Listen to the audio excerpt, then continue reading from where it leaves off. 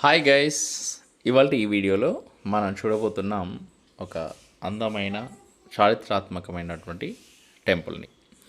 అది శ్రీరాముడి temple. So ఆ శ్రీరాముడి టెంపుల్ ఏంటో తెలుసుకునే ముందు, చూసే ముందు ఈ ఛానల్ను చూస్తున్నవారు, ఇప్పుడే కొత్తగా చూస్తున్నవారైనా లేదంటే ఆల్రెడీ చూస్తున్నప్పటికి కూడా ఇంతవరకు సబ్స్క్రైబ్ చేయని వారైనా దయచేసి ఈ ఛానల్ని ఇప్పుడే సబ్స్క్రైబ్ చేయండి. సబ్స్క్రైబ్ చేయడంతో పాటు ఈ వీడియో చూసిన తర్వాత మీకు నచ్చినట్లయితే లైక్ చేయండి, దాంతోపాటు ఫ్రెండ్స్ అండ్ సోషల్ మీడియాలో షేర్ చేయండి. సో ఇక ఇప్పుడు ఈ టాపిక్ వద్దాం. టాపిక్ వస్తే కనుక ఇప్పుడు మనం చూడబోతున్న ప్రదేశం ఒంటిమిట్ట రామాలయం.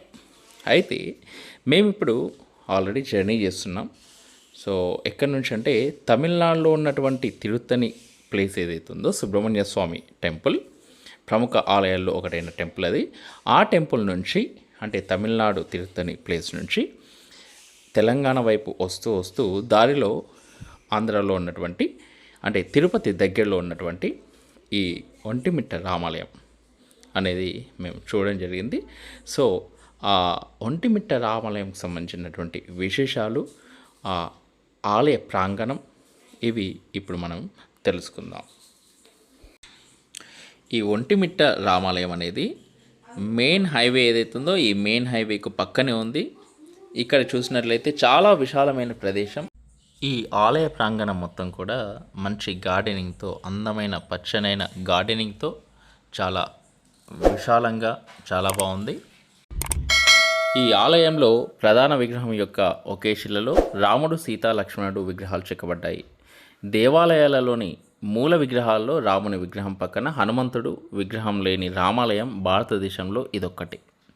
శ్రీరామ హనుమంతుల కలయికకు ముందే ఒంటిమిట్టలో సీతారామ లక్ష్మణుల ఏకశిలా విగ్రహం స్థాపించినట్లు కథనం.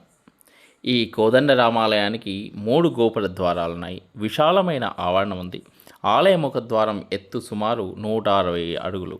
32 శిలాస్తంభాలతో రంగమంటపం నిర్మించబడింది. గోపురాలు చోళ పద్ధతిలో నిర్మించబడినాయి. రంగమంటపం విజయనగర శిల్పాలను పోలి ఉంది. పొత్తపి చోళులు, విజయనగర రాజులు, మట్లి రాజులు ఈ ఆలయాన్ని 3 దశలుగా నిర్మించారు. ఒంటిమిట్ట నివాసి ఆంధ్ర వాల్మీకి అని పేరొందిన వావిలికొలను సుబ్బారావు 1863, 1936 ఈ రామాలయాన్ని పునరుద్ధరించాడు. స్వామికి ఆభరణాలను చేయించడంతో పాటు రామసేవా కుటీరాన్ని నిర్మించాడు. ఈయన టెంకాయ చిప్ప చేతపట్టి భిక్షాటన చేసి వచ్చిన సొమ్ముతో సుమారు 10 లక్షల రూపాయల విలువైన ఆభరణాలను చేయించగలిగాడు. పోతన, అయ్యలరాజు, రామభద్రుడు, ఉప్పుగుండూరు వెంకటకవి, వరకవి మరెందరూ ఈ స్వామికి కవితార్చన చేశారు. వావిలికొలను సుబ్బారావు వాల్మీకి రామాయణాన్ని తెలుగులో రచించి దానికి మందరం అను పేరు వ్యాఖ్యానం కూడా వ్రాసాడు. గుడికి ఎదురుగా సంజీవరాయ దేవాలయం ఉంది. ఈ దేవాలయం ప్రక్కగా రథశాల, రథం ఉన్నాయి. చోళ విజయనగర వాస్తుశైలులు కనిపించే ఈ ఆలయ స్తంభాలపైన రామాయణ భాగవత కథలను చూడవచ్చు. ప్రౌఢదేవరాయల ఆస్థానంలోని అయ్యల తిప్పరాజు ఈ ప్రాంతవాసి. ఈయన స్వామిపైన శ్రీ రఘువీర శతకాన్ని రచించాడు. ఇతని మనవడే అష్టదిగ్గజాలలో ఒక్కడైన అయ్యలరాజు రామభద్రుడు. ఇక తెలుగువారు అమితంగా ఇష్టపడే మందార మకరందం లాంటి సహజ సరళ కవి బమ్మెర పోతన జన్మస్థలాన్ని గురించి ఎన్నో రకాలైన వివాదాలున్నప్పటికీ ఆయన రచించిన భాగవతాన్ని అంకితమిచ్చింది మాత్రం కోదండరాముడికే. ఈ సహజ కవి విగ్రహాన్ని ఆలయంలో దర్శించవచ్చు. మృకండు మహర్షి, శృంగి మహర్షి రాముణ్ణి ప్రార్థించడంతో దుష్ట శిక్షణ కోసం ఆ స్వామి సీతాలక్ష్మణ సమేతుడై అంబుల పొది, పిడివాకు, కోదండం పట్టుకొని ఈ ప్రాంతానికి వచ్చి యాగరక్షణ చేశాడని పురాణం చెబుతుంది.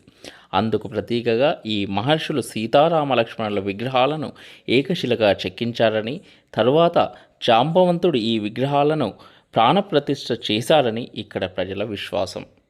ఈ దేవాలయంలో శ్రీరామతీర్థం ఉంది. సీత కోరికపై శ్రీరాముడు రామబాణంతో పాతాళ గంగను పైకి తెచ్చాడని కూడా అంటారు. ఇదండి ఈ ఒంటిమిట్ట రామాలయం యొక్క ప్రాముఖ్యత, విశిష్టత. మీకు కనుక ఈ వీడియో నచ్చినట్లయితే ఈ ఛానల్ని సబ్స్క్రైబ్ చేయండి, దాంతోపాటు ఈ వీడియోని లైక్ చేయండి. దానికంటే ముందుగా ఈ వీడియో చూసిన ప్రతి ఒక్కరూ జై శ్రీరామ్ అని ఈ వీడియో కింద కనిపించే కామెంట్ బాక్స్లో కామెంట్ చేయండి. అలా ఒక్కసారి జగదాభిరాముని స్మరించుకోండి.